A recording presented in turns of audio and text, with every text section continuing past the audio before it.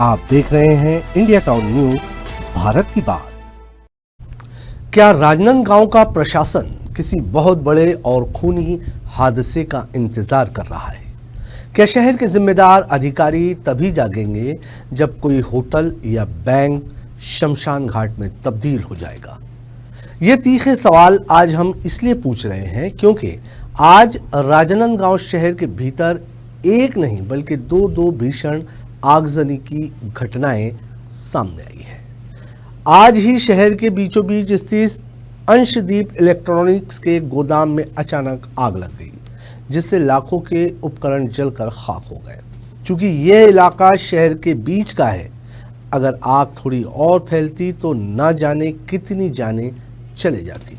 वहीं दूसरी तरफ नेशनल हाईवे पर बर्फानी आश्रम के पास स्थित बस डिपो में शॉर्ट सर्किट की वजह से खड़ी बसों में ऐसी भीषण आग भड़की कि देखते ही देखते कई बसें धू कर जल गई। 3 दिन पहले ही दिल्ली के मालवीय नगर के एक होटल में फायर एनओसी न होने की वजह से 21 जिंदगियां खत्म हो गई। लेकिन इस महात्रासदी के बाद भी राजनांदगांव के 3 दर्जन से ज्यादा होटल, पब, रेस्टोरेंट और बैंक मौत का लाइव जाल बनकर बेधड़क संचालित हो रहे हैं। देखिए हमारी ये आंख खोल देने वाली विशेष पड़ताल। नमस्कार, मैं हूं कमर गौस और आप देख रहे हैं इंडिया टाउन न्यूज। देखिए हमारी ये खास रिपोर्ट।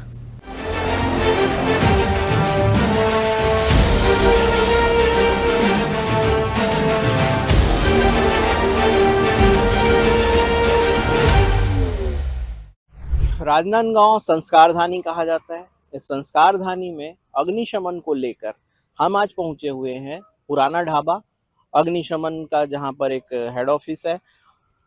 बीते दिनों दिल्ली में एक होटल में आग लगी थी। वहां पर कम से कम 30 से 35 लोग ने इस हादसे में अपनी जान गंवा दी थी।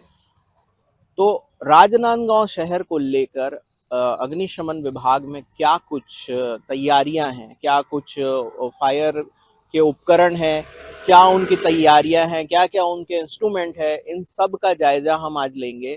और सबसे बड़ी बात यह है कि सुरक्षा मानकों को लेकर क्या कुछ तैयारियां हैं। जैसे कि राजनांदगांव में देखा जाता है कि छोटी छोटी तंग गलियां हैं, छोटे छोटे रोड्स हैं, पतले रोड हैं। यदि उनमें गाड़ी जाए तो आखिर कैसे जाए, और यदि वहां पे गाड़ी नहीं जा पाती, मेरा तात्पर्य है उन गाड़ियों से जो बड़ी बड़े ट्रक होते हैं जिन पर फायर से रिलेटेड इंस्ट्रूमेंट लगे हुए होते हैं, तो उन सकरे रोड पे, उन तंग गलियों पर क्या कुछ तैयारियां हैं, कैसे वहां पर अगर आग लगती है, होटल्स में, स्कूल्स में या फिर जो मल्टी स्टोरी बिल्डिंग्स होते हैं उनमें यदि आग लगती है तो क्या कुछ तैयारियां हैं। चलिए जानते हैं यहाँ के जिम्मेदारों से।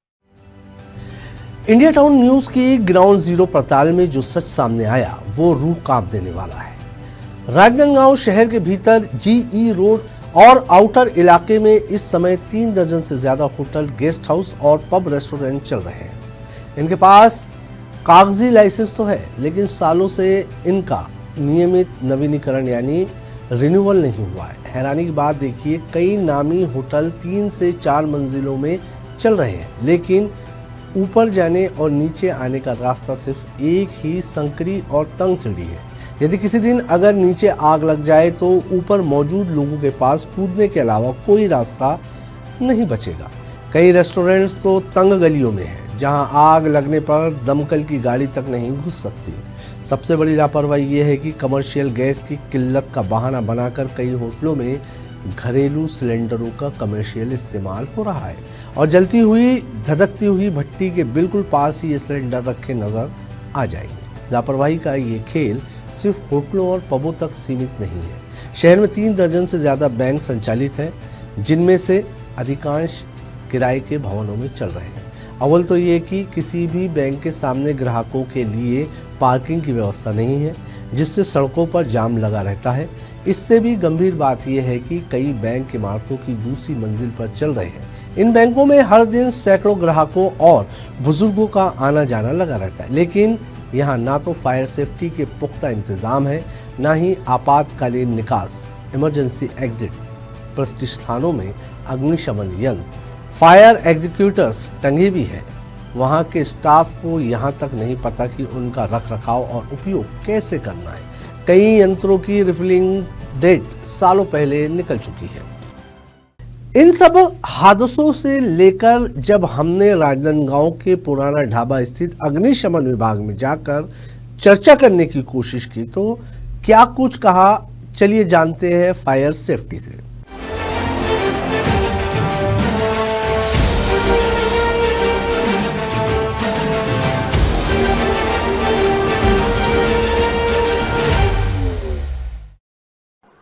शहर में फायर एंड सेफ्टी को लेकर, फायर में मेनली तो ये है अग्निशमन को लेकर, जैसे कि आपने अवेयरनेस के बारे में बताया, तो क्या कुछ तैयारियां हैं एक, और दूसरी चीज उसको लेकर बच्चों में या फिर उस कॉलेज या फिर स्कूल में क्या उस चीज में अमल किया जाता है, उसके बारे में आप बताइए।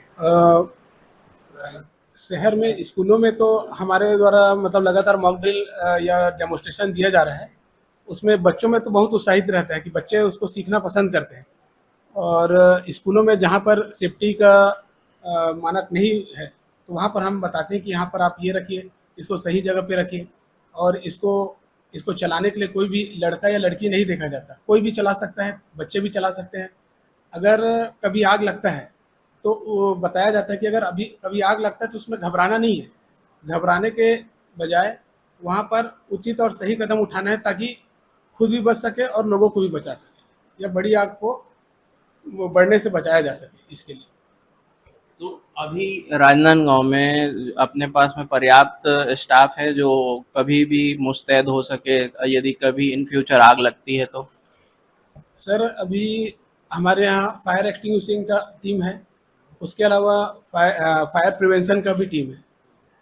अब ये होता है कि फायर एक्सटिंग्विशिंग का टीम तो निकल जाता है आग के लिए, अगर ज़रूरत पड़े जैसे मेजर फायर हुआ तो सभी को कॉल करके बुला लिया जाता है और एक साथ सभी मतलब मेजर फायर पे पहुंच के आग पे काबू पाने के लिए तैयारी किया जाता है, या तो सब पहुंच के काबू कर लिया जाता है। में देखा जा रहा है कि अंदरूनी क्षेत्र में होते हैं, और पहले भी मैंने एक क्वेश्चन ये चीज़ पूछा कि वहाँ पर अभी भी वो लोग गैस की कमी, कमर्शियल गैस सिलेंडर की ऑलरेडी कमी चल रही है, तो उसको लेकर वहाँ पे वो भट्टी जला रहे हैं और भी कुछ जला रहे हैं, तो उसको लेकर आप क्या मतलब क्या कुछ तैयारियां है? सर पहले चीज़ तो ये आ गया कि जितने भी होटल हैं उनको एनबीसी का फॉलो करना जरूरी है। एनबीसी के तहत आता है फिक्स फायर इंस्टॉलेशन, आता है फिक्स फायर इंस्टॉलेशन में आता है हाइड्रेंट सिस्टम, आता है स्प्रिंकलर, आता है और उसके अलावा आता है पोर्टेबल साइज जो फायर एक्सटिंग्विशर आता है। अब फायर एक्सटिंग्विशर भी अलग अलग जगहों पर लगा जाता है, जैसे कि एबीसी टाइप का फायर एक्सटिंग्विशर है, वो सभी सामान्य सभी चीज़ के लिए उपयोग किया जा सकता है। उसके अलावा आता है CO2 टाइप फायर एक्सटिंग्विशर आता है, जो हमेशा पैनल के पास रखा रहना चाहिए, प्रॉपर उसको हैंग करके रखे रहे। और उसके अलावा इमरजेंसी एक्सिट पर मेन ध्यान दिया जाता है, अगर कोई दुर्घटना हो तो आसानी से बाहर निकला जा सके, इसलिए इवैक्यूएशन के लिए मेन विशेष केंद्र सरकार द्वारा भी निर्देश दिया गया है, और उसको हम लोगों को प्रचार प्रसार और निरीक्षण के माध्यम से बतलाया जा रहा है। दिल्ली के मालवीय नगर के होटल हादसे में जांच में पता चला कि 6 कमरों की मंजूरी लेकर 25 कमरे अवैध रूप से चलाए जा रहे थे। राजनांदगांव में भी यही खेल जारी है। नियमों के मुताबिक होटल, रेस्टोरेंट या बार के परिसर में ही उसके संचालक या मालिक का निवास होना अनिवार्य है, ताकि कोई हादसा होने पर तत्काल एक्शन लिया जा सके। लेकिन राजनांदगांव के अधिकांश होटल मालिकों के निवास अन्यंत यानी दूसरी जगहों पर है। जो फायर ऑडिट अभी लास्ट में हुआ है, मतलब फायर से रिलेटेड जो भी इंस्पेक्शन हुए होंगे, ये अभी वर्तमान में कब हुए? जी अभी हम लोगों ने 5 तारीख को किया, 4-5 तारीख को लोग होटलों का। जी तो जैसे जयस्तंभ चौक में एक होटल है, वो वेनिशेंट करके कुछ है, यहाँ पर ऐसा कुछ आपने चेक किया? वहाँ पर क्या मानक है, क्या है? नहीं, वहाँ नहीं गए, हमको तो मालूम भी नहीं वहाँ पर होटल है। अच्छा, जयस्तंभ चौक में जो होटल है उसके बारे में नहीं पता। शहर के भीतर फैले विद्युत तारों का मकर जाल इन लापरवाहियों में घी डालने का काम कर रहा है। प्रशासन की ओर से कभी कोई संयुक्त चेकिंग ड्राइव नहीं चलाई जाती, जिससे इन व्यवसायियों के हौसले बुलंद हैं। राजनांदगांव यानी कि संस्कार धानी में लेकर अग्निशमन जो वाहन है, मेरे पीछे आप देख पा रहे होंगे, वर्तमान में कितने वाहन यहाँ पर अवेलेबल हैं, क्या कुछ तैयारियां हैं छोटी गाड़ियों से लेकर, और क्या कुछ जरूरत के उपकरण अभी भी रिक्वायरमेंट है जो नगर वासियों के लिए बहुत जरूरी है। क्योंकि जो दुर्घटनाएं होती है ये बताकर नहीं आती, और इन दुर्घटनाओं पर काबू पाना बहुत ही इम्पोर्टेंट होता है, बहुत ही जरूरी होता है, क्योंकि सवाल आपका है। और यही सवाल को लेकर हम आज पहुंचे थे अग्निशमन विभाग में, और सब कुछ जाना कि राजनांदगांव की जनता के लिए क्या कुछ यहाँ पर प्रबंध किए गए हैं, और जो जिम्मेदार थे उन्होंने क्या कुछ जिम्मेदारी निभाई है। इन सब को लेकर हमने प्रश्न किया, और उन्होंने उसके बारे में जो बताया आपने सुना और देखा।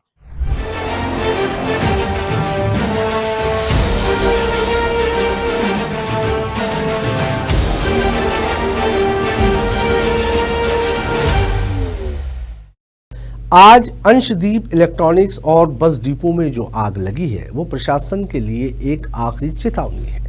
शासन और प्रशासन को दिल्ली की उस तड़पती हुई 21 जिंदगियों की चीखें शायद उनके कानों तक नहीं पहुंची, लेकिन राजनांदगांव की जनता को किसी बड़े हादसे की भट्टी में मत झोंका जाए। ऐसे होटलों, पबों और बैंकों पर तत्काल कार्रवाई की जाए जिनका फायर ऑडिट नहीं हुआ है, जिनके पास एनओसी नहीं है, उनकी दुकानें तुरंत सील करी जानी चाहिए। कागजी खानापूर्ति बंद की जाए, क्योंकि आग नियमों की फाइलें देखकर नहीं लगती। क्या आपके आसपास भी किसी होटल या बैंक में ऐसी लापरवाही दिखती है? कमेंट बॉक्स में आप अपनी राय जरूर दें। फिलहाल के लिए बस इतना ही। देश और विदेश की हर बड़ी खबर के लिए देखते रहिए इंडिया टाउन न्यूज़ भारत की बात। मुझे दीजिए इजाजत। नमस्कार। आप देख रहे हैं इंडिया टाउन न्यूज़ भारत की बात।